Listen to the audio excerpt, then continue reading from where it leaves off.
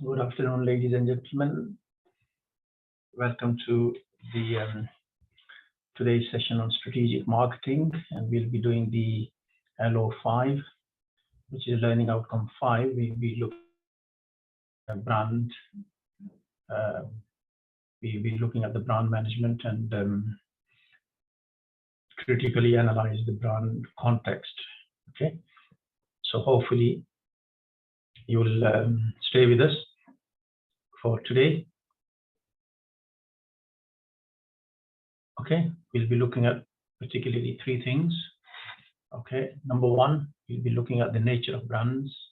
Okay, how to critically analyze the nature of brands and the significance of branding. We'll be looking at the brand pyramid. Okay, brand positioning and brand management. We'll be looking at how branding is used to strengthen a business or a product.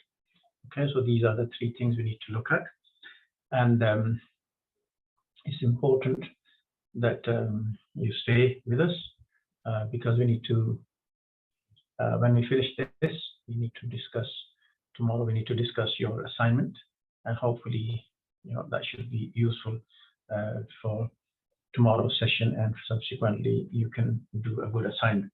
So let's look at the first one: how to critically analyze the nature of brands and the significance of branding. So first of all, we need to know what is branding.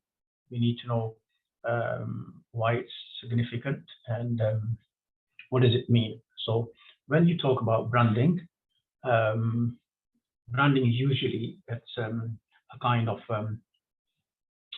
thing that's made up to the consumers to deliver certain tangible and intangible value each time a consumer buys a branded output or branded product. Okay, it's usually associated with the branding is usually associated with some kind of a term or a symbol or a design or a name or another element or combination of elements that identifies a product or service and differentiates from the rest of the products from its competitors, products, and so on. Okay, so branding is very important because it delivers or it tries to deliver to the consumer some kind of a value every time a buyer buys the product, because they are relying on the branding of that product. So the key components of branding are various. It can be recognized as a trademark, it can be recognized by trade name, it can be recognized by its brand names. Okay, so there are various key components of branding. Before we go further, we need to, we can look at some definitions from previous marketers, how they've defined branding, or how do they define the brand. Kotler and Armstrong, for example, he says, a brand is a name, a term, sign, symbol, or design, or a combination of these which identifies the maker or seller of a product or service. Okay, so Kotler and Armstrong define a brand as a name, right, which identifies a particular maker of product or service, or a seller of that product.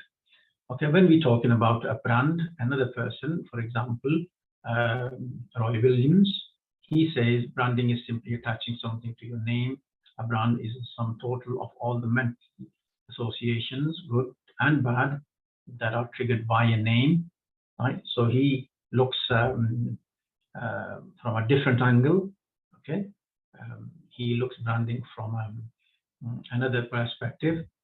Okay, whereas if you look at the American Marketing Association, AMA, they look at branding as a name, term, symbol, design, or a combination of these intended to buy or to identify the product or service of one seller or a group of sellers, and to differentiate from its competitors. So this is a similar, this is similar to Kotler and Armstrong, right?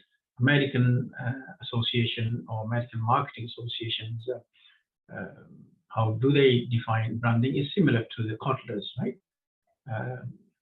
So having looked at that, we need to look at the characteristics of brands. What are the characteristics of brand that distinguishes one product to the other of a competitor, and so on. So, for example, it can be a symbol that distinguishes its origin, country of origin, for example. So if you look at the BMW sign, right, this is where the BMW originates from, German, and they are associated with, for example, German cars are the best.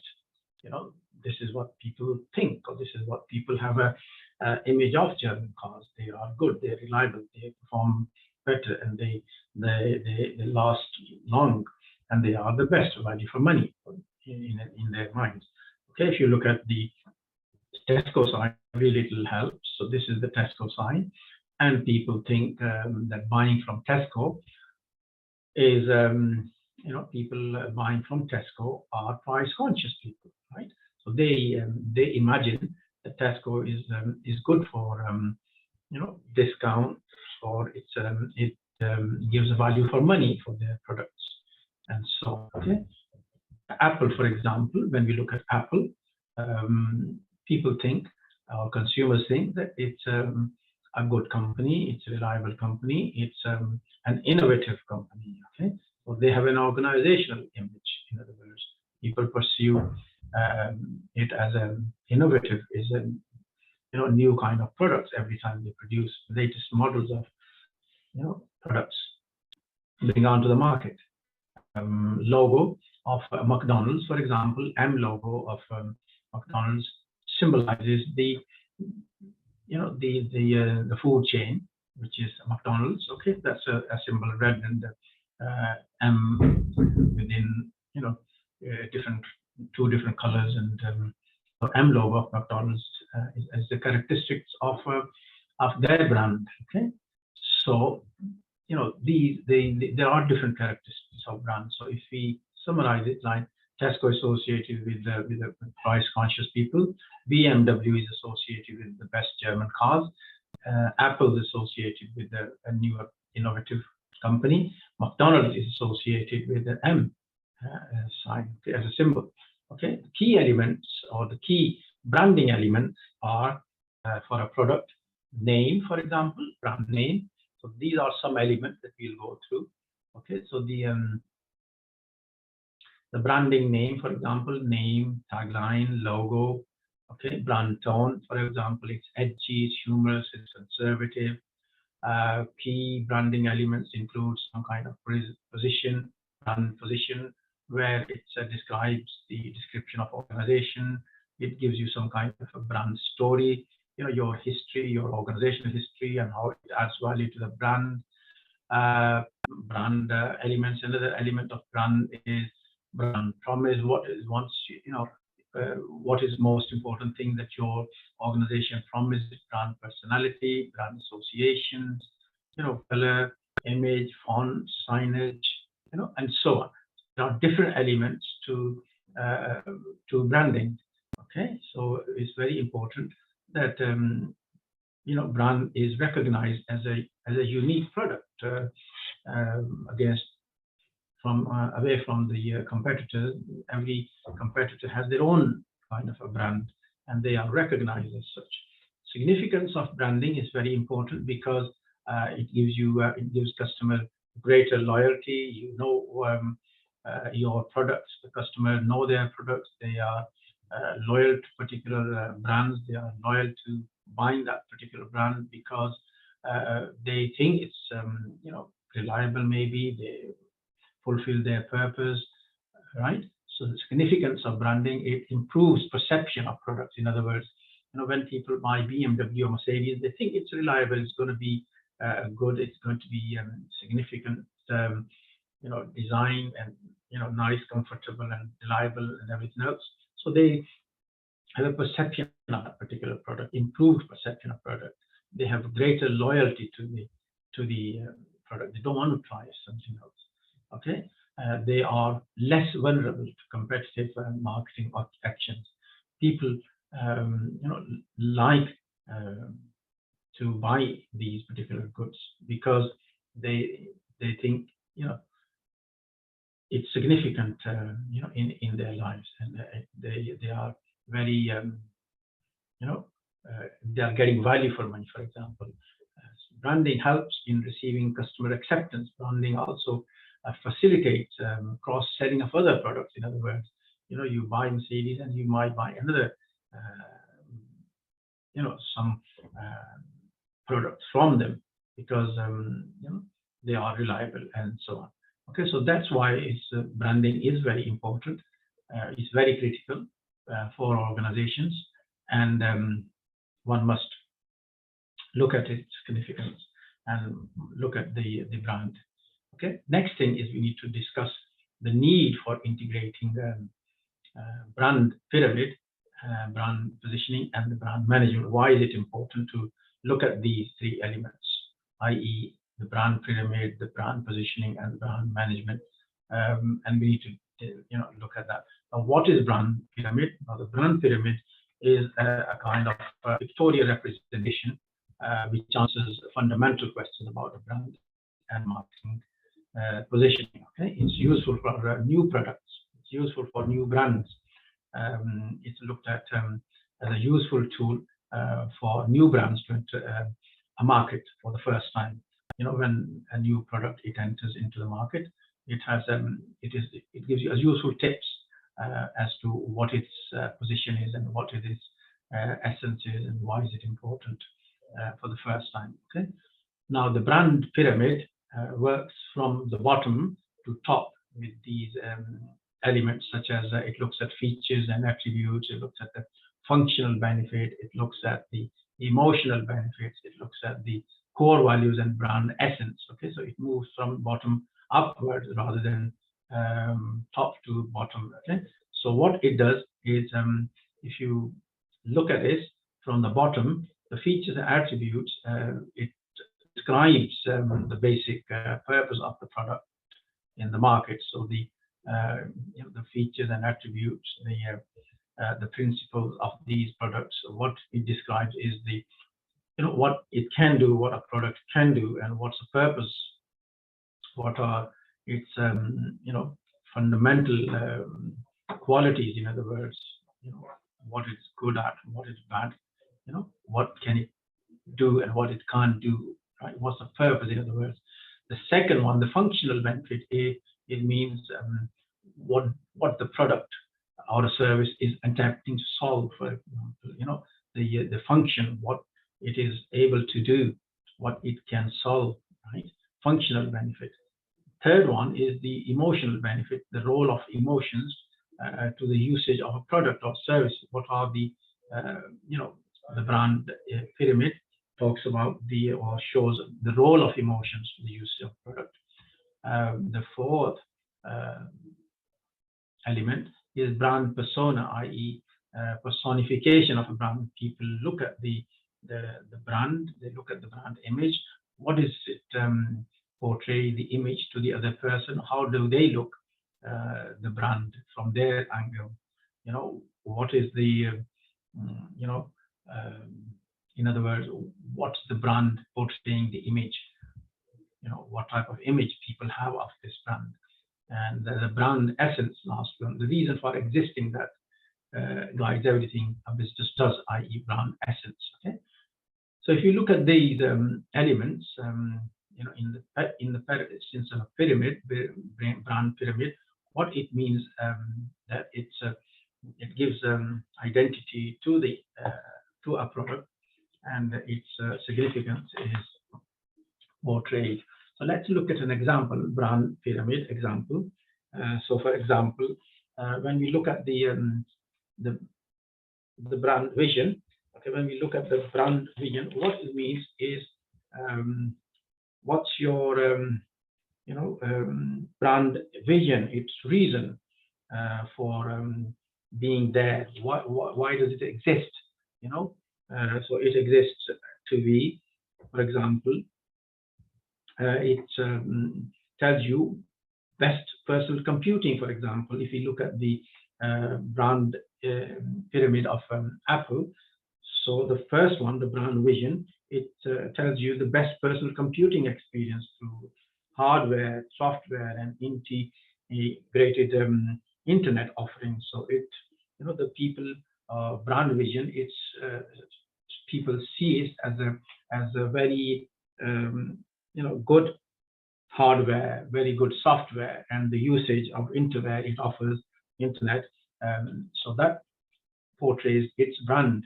Okay, when we look at the brand attributes, i.e., what are the brand characteristics, for example, what does it aim to do? How, what is it? What's its function? What's the right? So it's one of the attributes of this particular example or particular brand is it's easy to use, right? So it's easy to use, and so people buy it because it's easiest to use. Okay, but move on up, consumer benefits. The pyramid goes up to the consumer benefits. What are the most functional benefits to the consumer, i.e., what are the brand characteristics and the consumer benefits? How do they benefit? So the Apple is, for example, it's complexity vanishes. It's easy to look at, and it's easier to use, for example, and the complexity. It's other people can use it with ease, for example. Okay, so if you go on to the other one, brand value. Okay, brand values. What does it deliver to customers? It means it delivers to customers a sense of mastery. Okay, then you move up to the ladder. Then you move up to the next brand personality. Now, what are the traits customer expecting from this brand? I.e., it's very friendly, it's very creative, it's very outgoing, or it's very innovative. It's this kind of features and so on. Okay, the last one, which is the brand essence, for example, what's the brand point differentiates from the other one, or what is the the brand's point differentiates from other competitors. So it's probably the brand essence. Okay, it's a digital hub of life, for example, of my life, Bridget. So it brings you the a kind of brand image. Okay, brand pyramid. So we can describe this product as a very good product. For example, it's easier to use. People love to have it, and people use it for all sorts of purposes, and it's quality. So the brand pyramid is just an example of these above elements, features and functions, emotions, and that's very important to look at. Okay, when we need to look at the brand positioning, the next thing we need to look at is what is brand positioning, and this word refers to target consumers, right? Target consumers' reason to buy your brand in preference to others, i.e., what's the brand activity, right? What's the brand activity got to do with your consumers' reason to buying this particular product? Okay, it makes sure the brand positioning. It makes sure that all the activity that you do, or all the activity that a product does, has a common aim, i.e., it's got to be directed, it's got to be delivered by the brand's benefits and the reasons to buy, or the reasons people buy, because that's why they buy it. Brand positioning. Where is your product? What's the position of your product in the eyes of consumers? Okay, who are your target consumers? Why are they buying your product? Okay, so the key questions for brand positioning, is your organization, or is our organization's product is unique? Against if you compare it against your competitors, are they significant, and do they fulfill the market or the niche market? To what extent are these goods and services distinctive, unique, in the sense that are they fulfilling the needs of the market? Where why can't where it can be delivered constantly across all points of contact with the consumer? Is it helpful for organizations to achieve its financial goals? Is it significant and encouraging a product in the market? Is the positioning, or is the proposition validated with appropriate original products? Is it sustainable? Can it be delivered constantly? Can it go on for future? For example, the brand positioning, is it deliverable? Right? Is it achievable? Can it sustain, or can it achieve its financial goals in the long run? So we want to make sure that this brand positioning is referring to target consumers' reasons to buy our products, okay, as opposed to others, right? This is why we want to make sure, we want to know what's the brand position of our products, okay, and how we can do that pictorially. We can find out what's the brand position. We've got 3 circles here, okay, 3 yellow circles, and one is the first one is what consumers want. The other circle is what your brand does best, and the third one is what your competitor does best. Okay, within these circles there are subsections, or there are intersections. Okay, for example, if you look at the winning zone, now this section overlaps between what your consumers want and what your brand does best. This is the section that overlaps between the both circles, excludes at number 3. So therefore, this is the intersection we're talking about, the green, and this is the winning the customers, or winning the, in other words, this is called the winning zone, where the consumers, you are overtaking other people's consumers, you are winning those. This is called the winning zone, right? In the blue zone, for example, or blue, which is called the blue arrow, dumb zone. Now this is neither neither here nor there. I mean, it's just lying idle. Okay, so this can be an opportunity for going into the market and testing it or checking it, and making sure that you get some consumers from there and build upon your brand positioning from there. Okay, the gray risky zone, right? It can be turned into, again, opportunities, or some kind of brand imaging and making sure the new development takes place, and so on. Okay, so losing zone, for example, you are losing your customers to your competitors. So therefore, in order to retain or regain your losing customers, you have to re-image or rebrand or reorganize your resources to get your customers back. Okay, so we have pictorially we can represent our brand positioning by going this pictorially by looking at the different zones. This will create opportunities. This creates, in other words, strengths and weaknesses about our products. Okay, and we can we can rebrand, or we can make sure that the brand, our brand position, is got back to the way it was. For example, so we're not losing any customers, we're not losing any revenue. We want to make sure that our customers come to us and we retain them for future. Okay, brand management. Okay, and how we can do that by brand management. By brand management is a kind of a tool, is a kind of a technique, okay, which is used to increase the perceived value of a product or a service. Right? It's there. It's the brand management tells you what is the difference between your product and from your competitors. It gives a quality image to your business.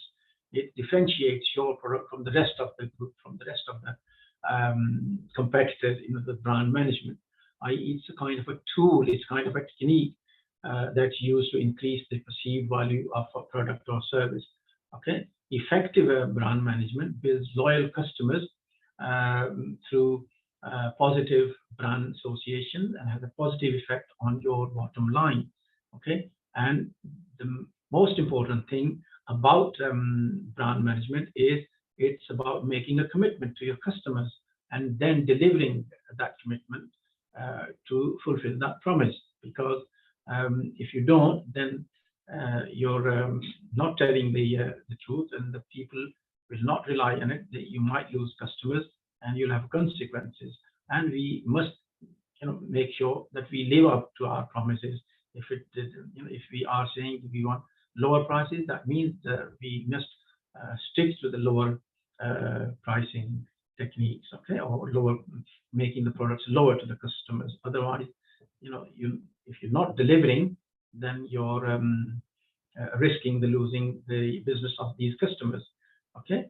And we need to make sure that we can create an integrated brand, okay. And by this brand, which is practices all the actions and the messages that go together to build up the core value of an organization to align with its business. So the integrated approach of building a brand management is a kind of a practice that you align, that your organization aligns, or that our organization aligns with the messages, with portraying the core message of the organization to bring its line of business together, okay? It aligns all the company's activities, and it aligns all the company's employees' action, and makes sure that the company aims to deliver or to create a long-lasting relationship with its customers. The integrated approach makes sure that everybody works together, everybody does their part to make sure that the company delivers its promise. Otherwise, if it doesn't, then the one pulls here and the other pulls there, then it's not really effective. It's not creating good relationship with its customers, and it's not an integrated approach. It's not an integrated process. Okay, so the integrated process must make sure that all the facilities, all the actions, all the activities are there to create a good relationship with the customers, and you do that to bring your line of business with your customers. Okay, now you can do that by integrating all the departments together. They are working in harmony with each other. For example, HR is working with marketing, and the marketing is working day and night with services group, and services doing their research, for example, or the operation is working along with the product development team, and executive management is working with the HR, and marketing is working with operation, and so on. So it's integrated approaches when everybody's working together to make sure that the brand is working, and the brand is taking place, and the brand is being retained, so that the customers are happy and the organization achieves its brand image. So all in all, the brand integrated approach is very important, because if one element doesn't do what it's supposed to do, then of course the brand image and the brand activity fall through, okay, and that's damaging for the organization. Okay, so it's very important that we must understand the integrated approach, okay, to the brand management and to the brand, because otherwise the results will not reflect who you are as an organization. Okay, if we are working together, then of course you'll have a positive image and a positive approach as an organization. Okay, now how does the branding strengthen a business product? How does the branding is used to strengthen a product or a business or a service? Now we have to take an audit, marketing audit for organization branding. Okay, so marketing audit is a kind of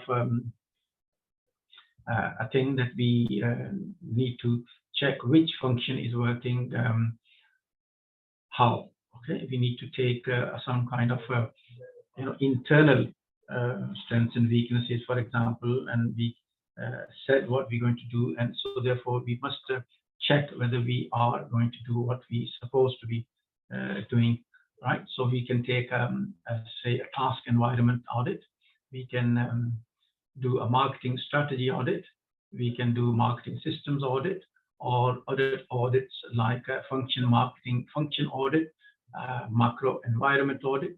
All these audits are important in the sense to make sure that the branding becomes successful, right? So when should you conduct marketing audit? So the marketing audit is you're looking at your internal strengths and weaknesses. In other words, you're looking at what you are good in, what you are bad in, and how this can help the organization to move forward. For example, when we need to look at the audit, when there is a leadership change or changes in leadership, when there is a reshuffle of of the corporate leadership, right? You should try and conduct what is your strength and what's your weaknesses, right? Reshuffle of staff, moving of cutting layers of management, or increasing the layer of management. This marketing audit will help you to look at insights that you can shape your organization with a better leadership and so on. Okay, so very, very important. And so you can take a leadership audit. Rebranding. Okay, so when another time you should conduct marketing audit is when you're rebranding. For example, when you're rebranding is when you are redesigning your website. For example, if you are changing the outlook of your design, then you might need to conduct your marketing audit.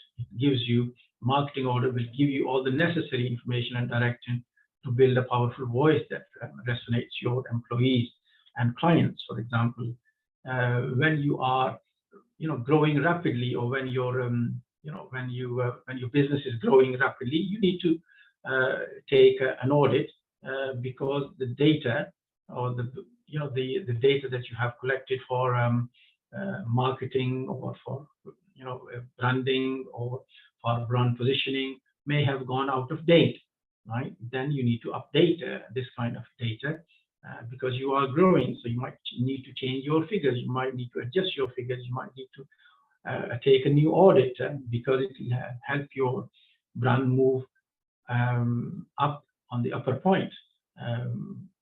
Having an old data will not show your further growth, will not give you a proper forecast, for example, or will not show you the real growth of your brand. So therefore, you can take a marketing audit when you are growing rapidly, or when your rapid growth is there.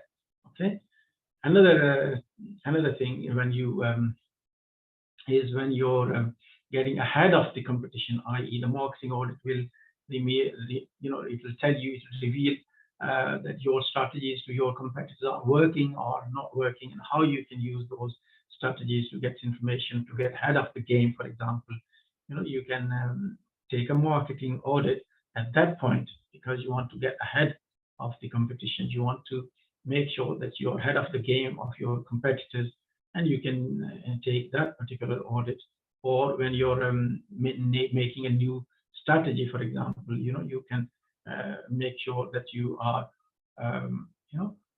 working through your marketing strategy, because your business is booming.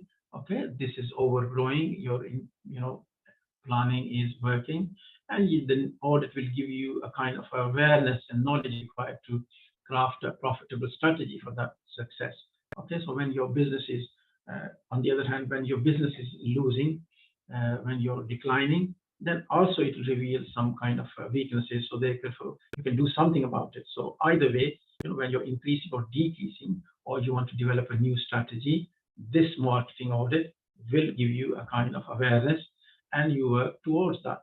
Okay, it can when your poor results are there, for example. So therefore, if you're not getting a return on investment as you expected, it will reveal some kind of problems.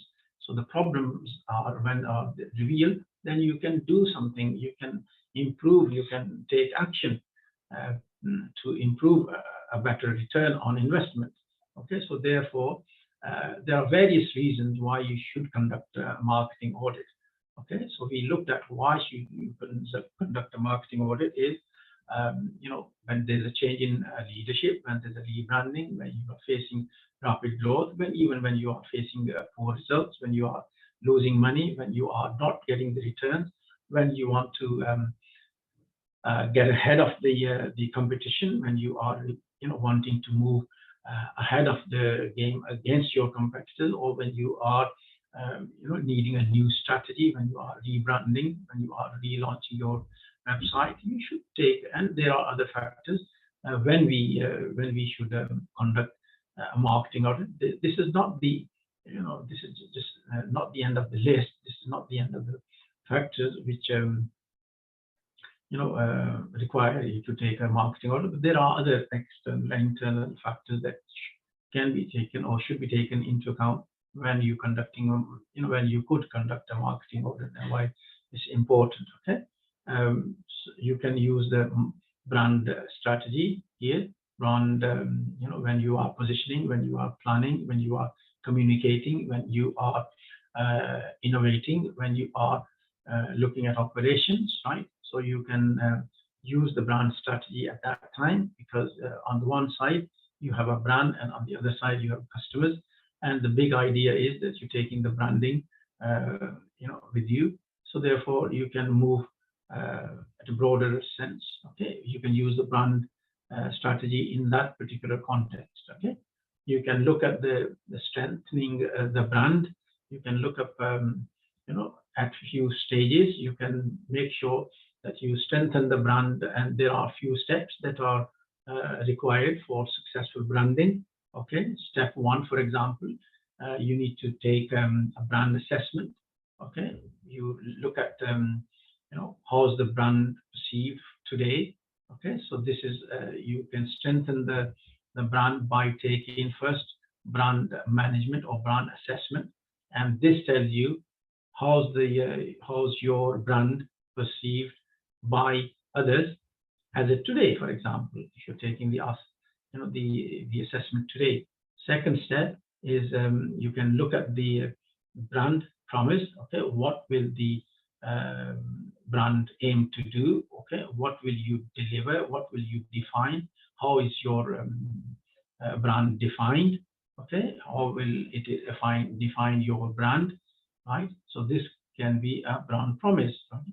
The third step, in order to strengthen your brand, is to look at the brand strategy. How will you manage and position the brand? How will you carry out your brand strategy? How will you do it? How will you manage it? Okay, and the fourth step is looking at the culturalization or brand promotion. How will you create the brand's image externally, and how will the organization live the brand promise? Right. So the step 4, in order to build the or strengthen the brand. And the last step is the brand advantage. What will your and what will you enhance? What's your brand going to enhance? How is the brand innovative, right? And how innovative is the brand? What's your brand advantage? How will you innovate? How will you update? How will you nurture? How will you enhance your brand?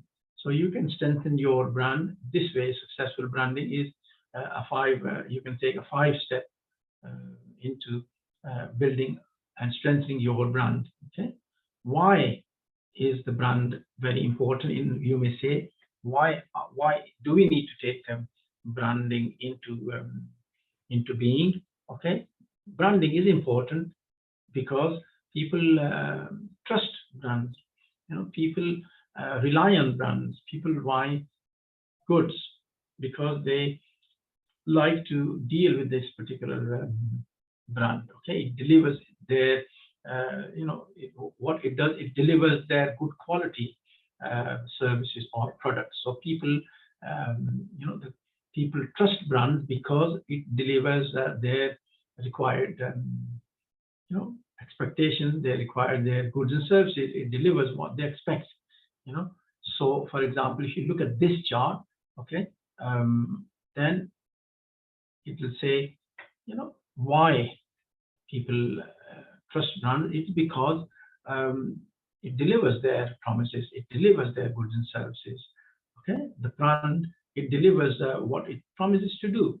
Okay, the brand gets good rating and services. Okay, it gets so marketing chart reveals why consumers, why customers, why people buy these particular goods and services.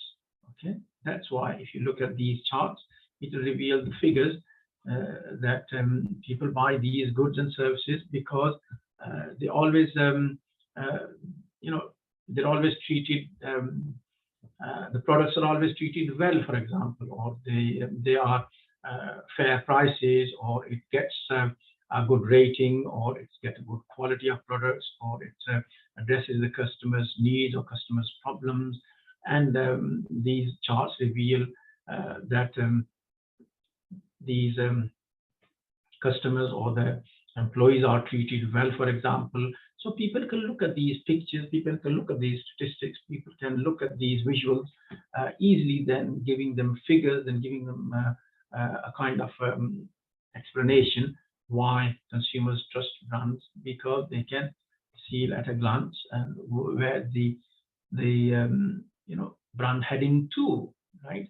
So it goes from if you look at this particular chart, okay, there are different reasons. There are about 9 or 10 reasons why consumers trust brands. So you can look at that, okay, and it's published by the marketingchart.com on July 2019, right? It tells you various reasons, okay, and it's quite interesting to read these charts when you are talking why consumers trust brand. So all in all, what we've done today is we talked about the brands, the brand management, the customer, how to build up a successful brand.